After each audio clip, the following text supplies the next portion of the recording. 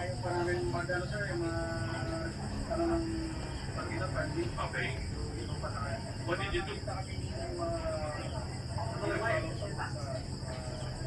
sa bansa sa yun. Yun mga to yan. Nire-request kasi namin once na ba yung mga araw. Hindi gani, pagkakamit mo ng asukar ko,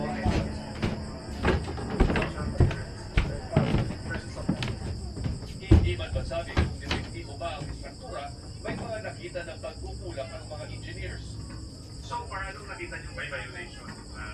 Ang mga ano lang sir, mga standard mga repairs na dapat meron. Tapos for example sa mga joints na yung mga confinement, yung mga repairs mo. Sinabi naman ng Department of Labor and Employment Record na noong makarang taon, pinatigil nila ang pagpapatay sa kusari dahil sa mga occupational safety violations. Meron kaming na-receive na complaint on non-payment of or non-coverage to SSS with the health economy.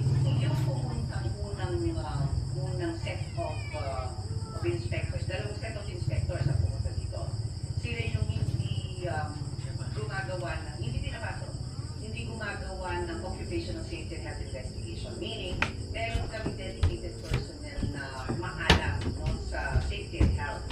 Although alam din naman kung kami na ng inspector, pero syempre, all the scaffolding, the electrical, so yung mga technical safety inspectors namin na pumunta.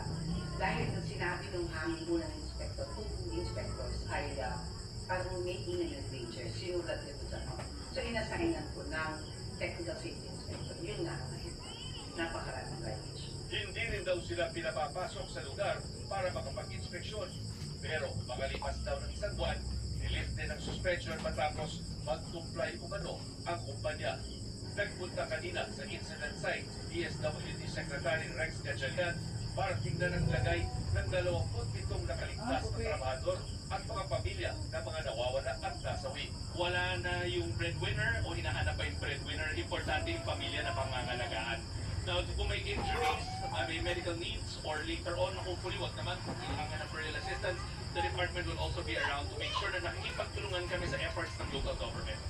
Maaari rin daw matulungan ng DSWD ang mga trabahador na nawalan ng trabaho dahil sa insidente.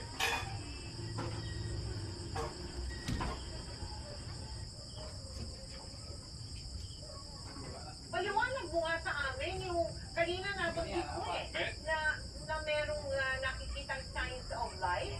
Sino paliwanag mo nga? Ano sabihin nun? Well, dito sa batay sa ating nakita buong araw